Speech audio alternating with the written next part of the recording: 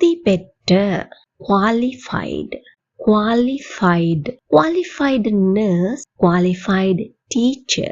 சண்டை பிடிக்கிற, quarrelsome, quarrelsome, quarrelsome man, quarrelsome boy. கேள்விக்குரிய, questionable, questionable, questionable taste, questionable course.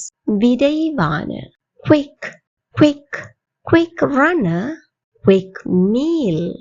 அமைதியான, quiet, quiet, quiet moment, quiet girl.